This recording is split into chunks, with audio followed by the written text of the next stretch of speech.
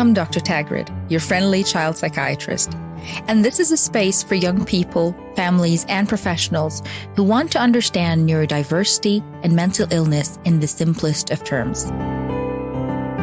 Join me for 30 minutes of expert advice, simple science, and practical knowledge. Please be aware that some episodes may feature triggering topics about trauma, suicide, and self-harm. If you feel triggered by some of this content, please seek help and support immediately. The show notes contain a list of helpful support organizations in the UK.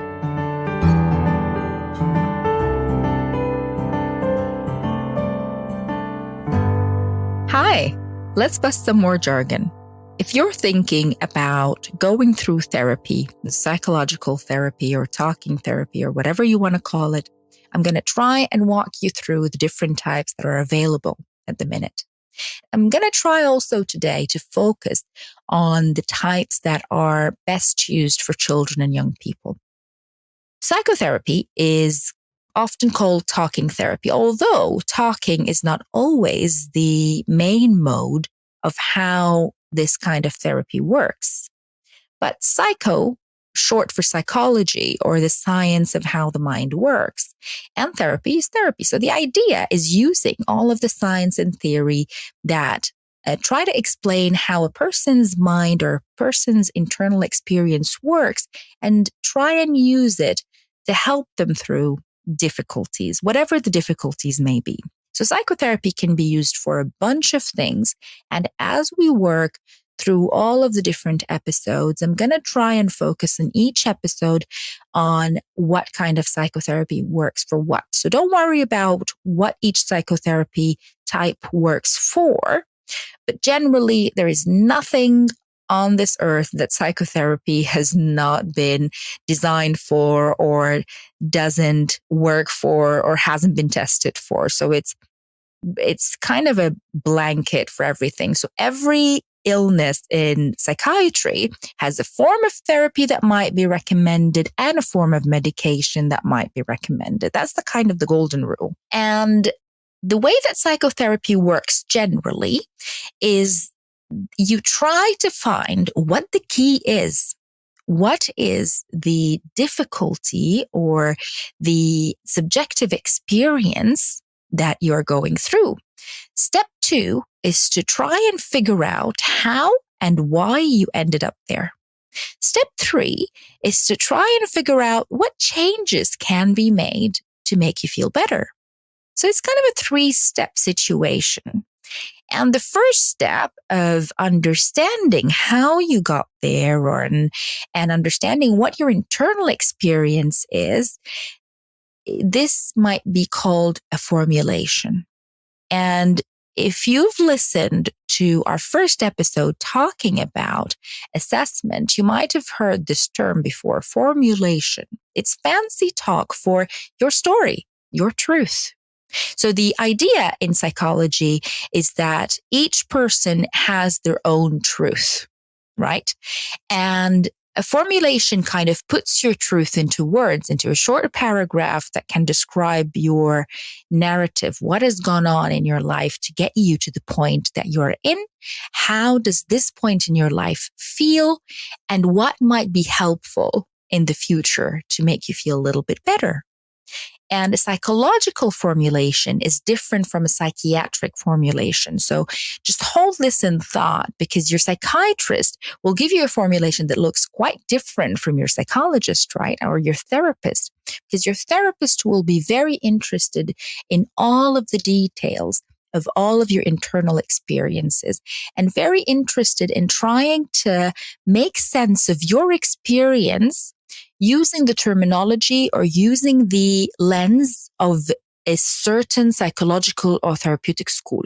So if you're going to something called a CBT therapist, who I'll explain in a minute what that means, but they're more focused on thoughts, feelings, behaviors, they're going to give you a very different formulation of your difficulties than a person who's trained in psychodynamic, which again, I'm going to explain in a minute. And those are more focused on your internal experiences, what went on in your childhood, what the roots of things are. So that would be completely different from your psychiatrist, who's going to give you a very down to earth formulation of what are the possible genetic factors here? What are the possible environmental factors here? What are the possible triggers or life events that might have led us to this point? What is the possible diagnosis or diagnoses that we're thinking about? And what is the management plan? So the word formulation you're going to hear is the most commonly used jargon out there. And it's important for you to have the courage to ask, what do you mean when you say my formulation? What are you thinking about when you're doing this formulation? Because what we use the word formulation to describe is our understanding of you, really. And it's important for your therapist, and it's very important for me in my practice, for example, to share this formulation with my patients and families and try and check in. Does this sound true to you? Does this formulation describe you? From your perspective, have I got it right? So that's why it's very important to ask the question, what kind of formulation are you making up for me? What does this mean? What are you using to understand my story and my experience? Right. So that's formulation. Now, let's talk about the types of therapies that are out there. Now, therapies come in all shapes and sizes, and you could probably find a kind of therapy that suits you, whatever your needs are. They can come in individual form where you are sat one-to-one with your therapist, and they can come in group form where you're put together with a group of people. They might have your same diagnosis. They might just have the same needs without the same diagnosis. They might be the same people that you start and end therapy with. And sometimes they're just an open group that people can drop in and out. And it's not really like a support group. A therapy group or group therapy is rather a structured format that follows a certain type of therapy and is led by a therapist who's trained in this format of therapy, right? So sometimes there's a mix actually of both. A common example of this is something called DBT. Forget that name. Just remember DBT, dialectical behavioral therapy. Ignore the jargon because I'm going to explain it in a minute. But this kind of therapy uses both. So you've got access to a group and also you've got access to individual sessions with a therapist. And DBT is used for borderline personality disorder as a common example. And I'm going to talk about this in that episode, borderline personality disorder. So again, ignore it for now. The third kind is family therapy. And that's where your group is your family or people who are close to you or your carers or whoever you see as an integral part of your life.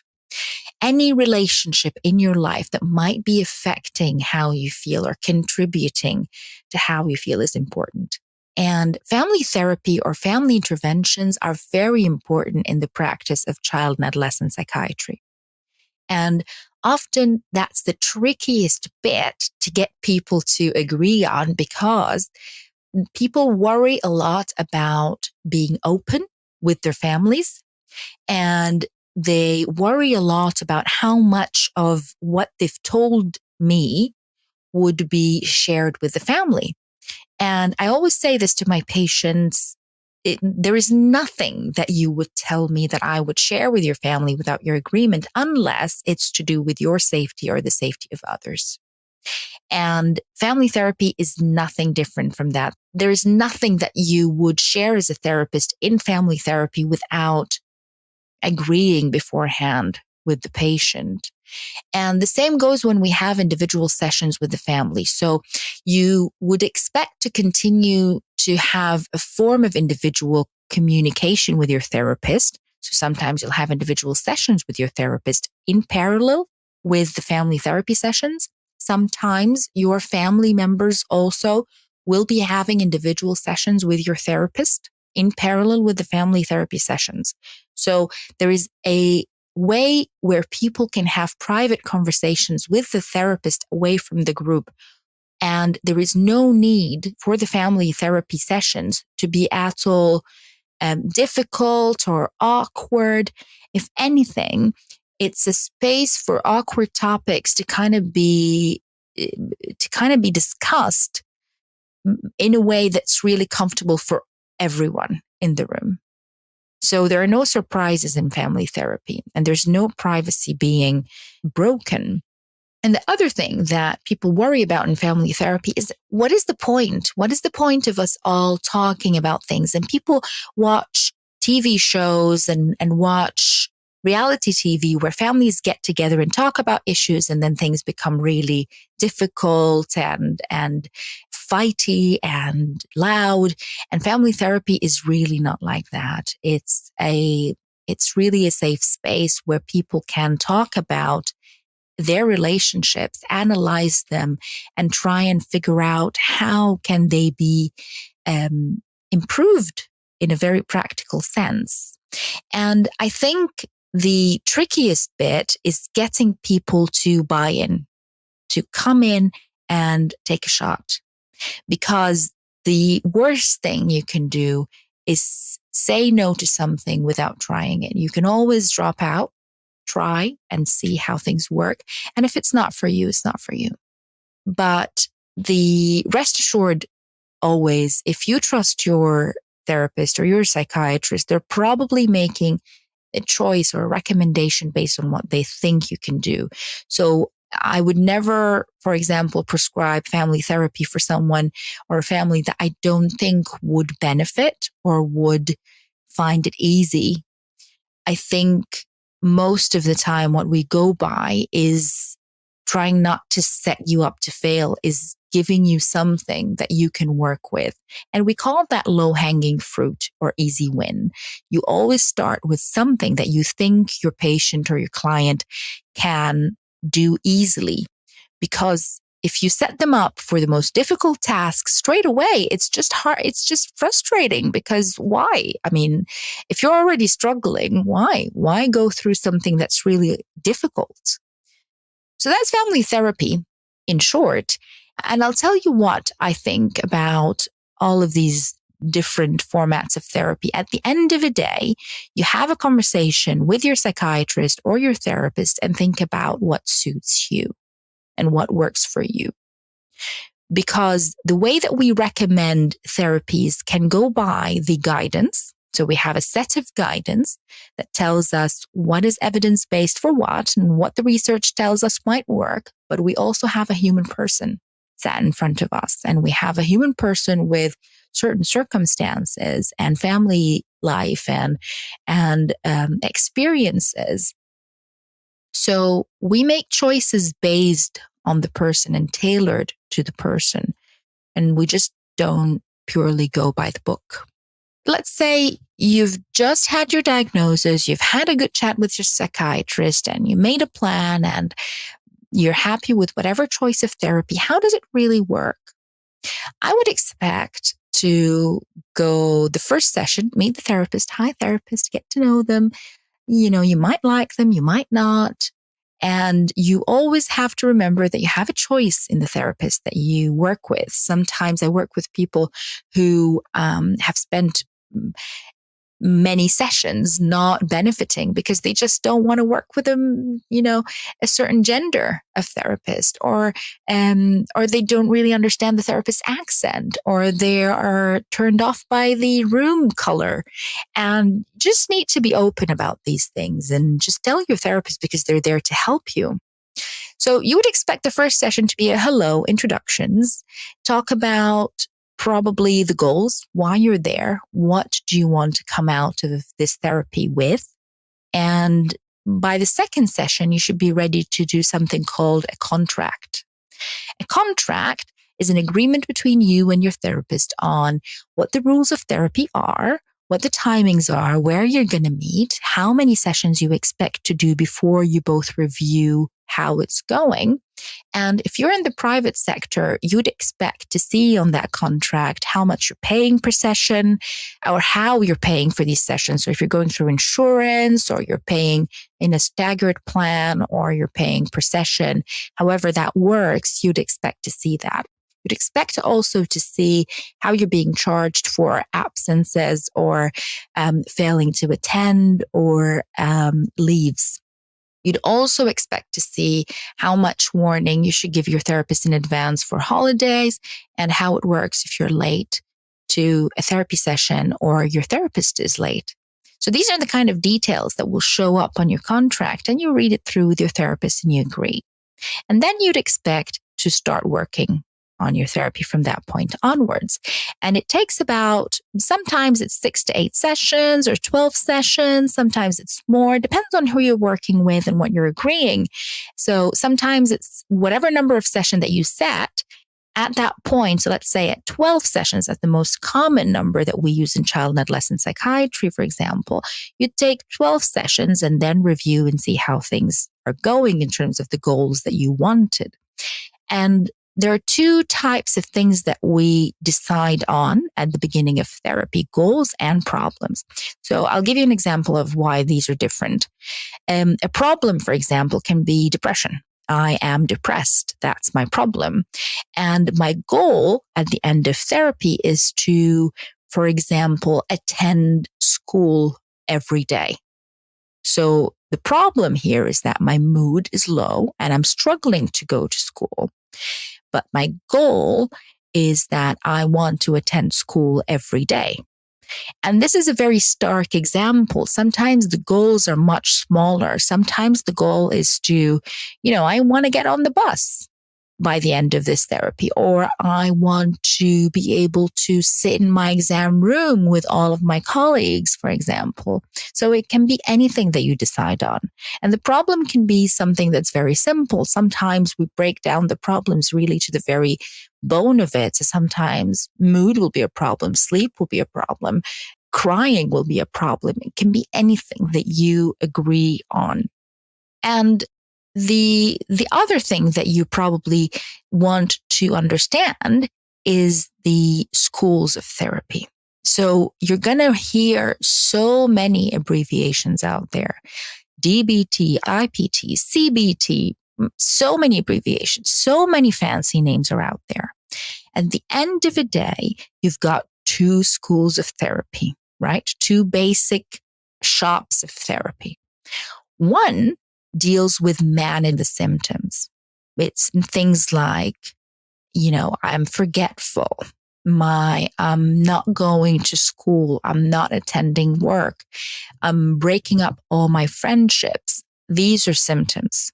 I'm not sleeping well. This is a symptom. I'm not eating well. That's a symptom, right? And the other shop deals with the core of the issues. Where is this coming from? Where is this behavior coming from? Right? So these 2 main shops break down into multiple types of therapy, right? I'm going to start with the simpler one, the one that deals with the core of the problem, because it's probably easier to understand and it's probably the harder one to do and go through, right? So you've seen all of the movies and you've seen the stereotype of the therapist sat there and the person lying down on a sofa and trying to think about their childhood and their mother and whatever happened to them in terms of trauma. That's partially true, if I'm honest. That's partially true. We don't generally tend to ask people to lie down anymore. And that's reserved for a certain type of therapy.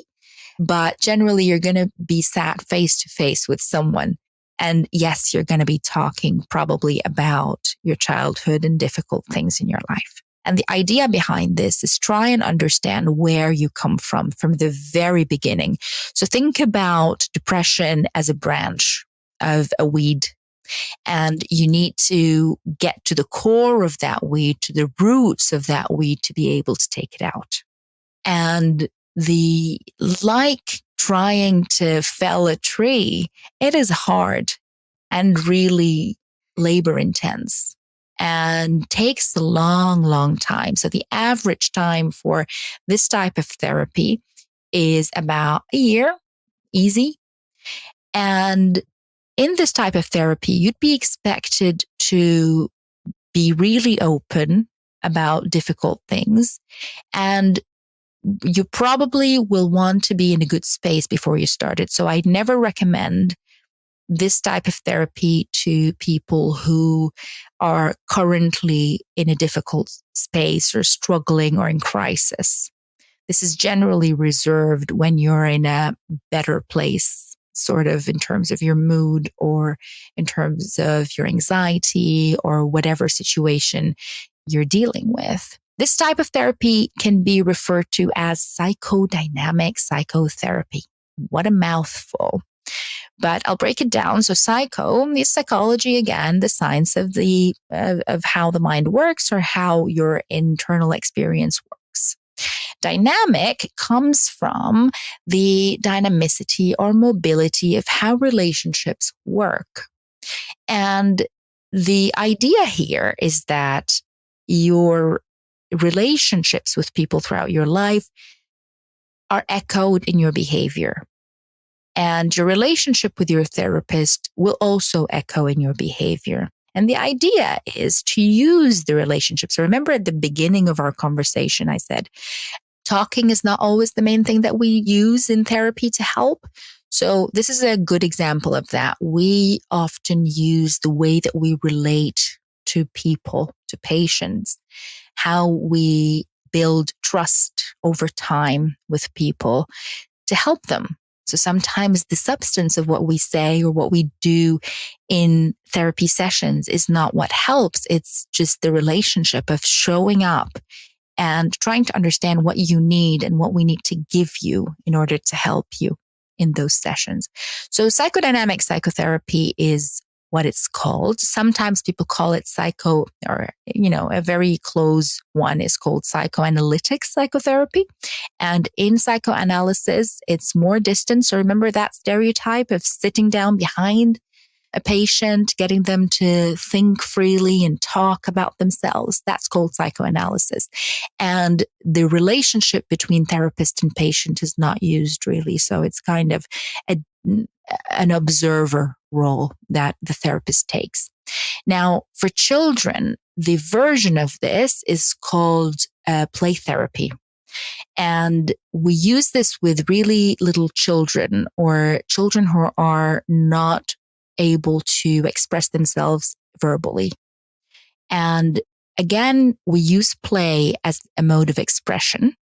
And we use play as a mode of building a relationship and building that trust and using the relationship between therapist and child in order to help them.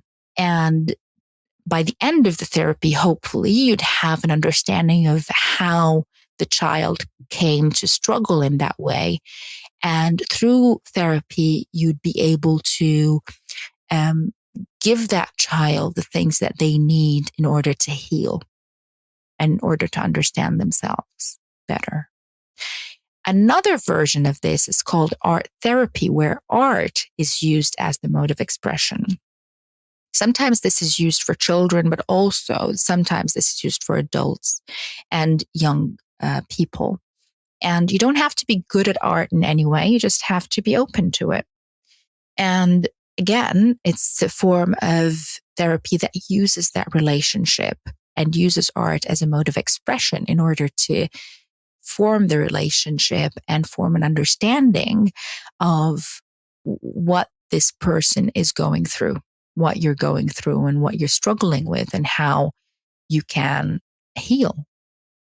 Now, we've talked about the kind of therapies that tackle the roots of the problem. Now we're going to talk about the types of therapies that tackle the branches or manages the symptoms. And these come in all types, shapes, and forms. And the most famous one is CBT, because CBT comes in all sorts of self-help books. It comes in computer-based programs. It comes in notebooks, all sorts.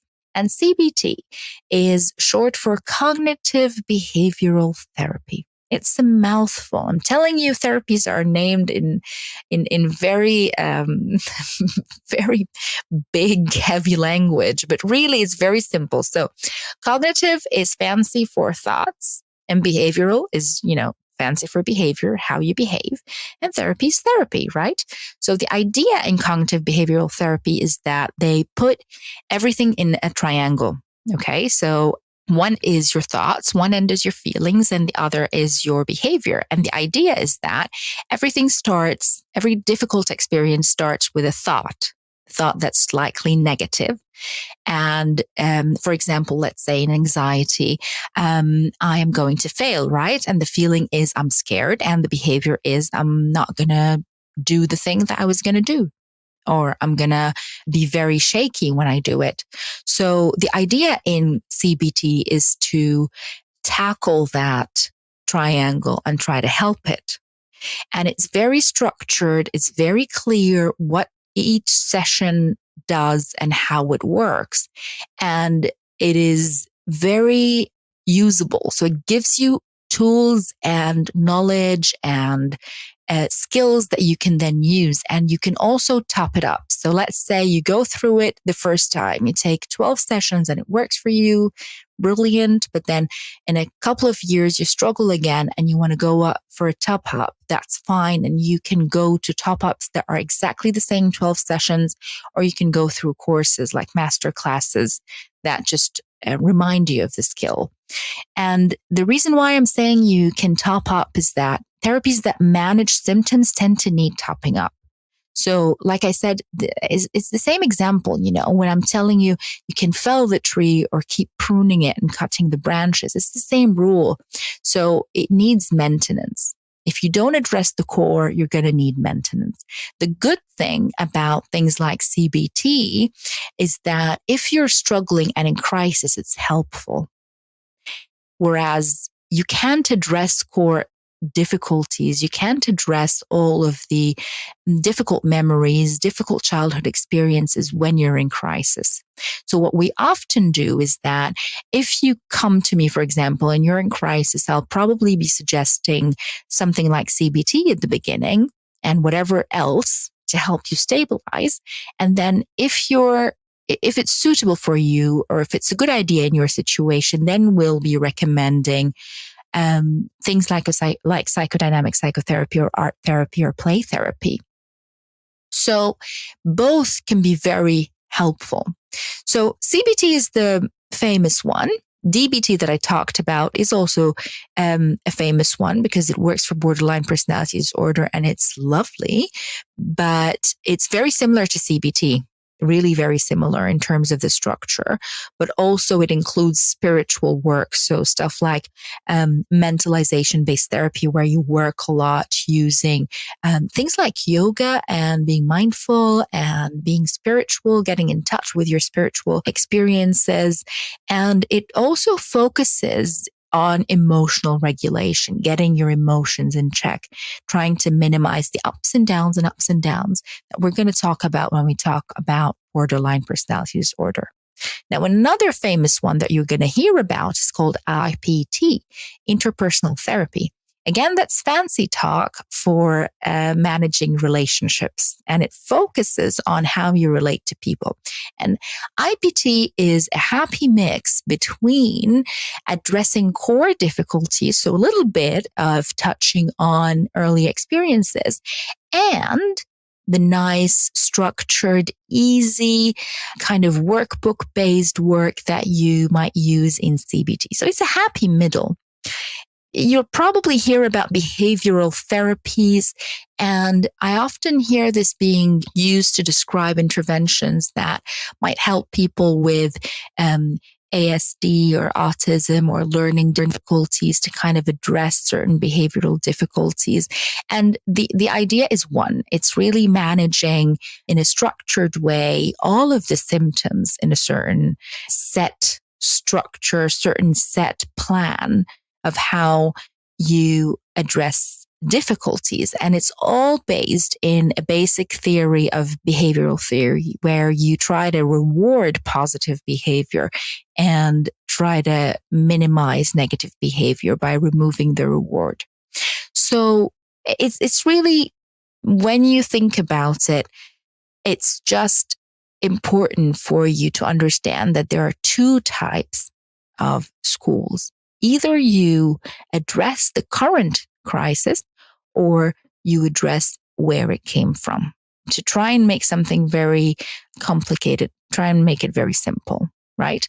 And the other thing that I want to tell you is that do not go through anything that you don't understand. If you don't understand what you're being offered, just ask the person to explain it. How does it start? Where does it go? And how does it end? Ask them to explain the theory behind it, because each of these different names are named differently just because they apply a different theory. And theories are just theories. They're used to understand the human experience, and the human experience is so diverse. So get your therapist to explain to you what lens are they using to see you. And I'll tell you what, most of the time, your therapist will be using multiple lenses. So I know that in my work, for example, and most of the therapists I work with use multiple ways of working. So we call it eclectic, which is also a fancy word for mix, a happy mix for the person to try and tailor it specially for them, right? So we've talked about a lot of stuff today. We've talked about all of the types of therapies that are out there. And we've talked about all of the star therapies that are famous, all of the different abbreviations. We talked about psychodynamic psychotherapy, art therapy, play therapy. We talked about CBT, DBT, IPT. We talked about family therapy a little bit. We also talked about individual therapies. And we talked about the most important thing that I want you to take away today is do not be afraid to ask. Do not be afraid to get your therapist to explain to you what you're about to do, because therapy is about you. You are the boss, and you get to ask the questions, and you get to contract the help that you need.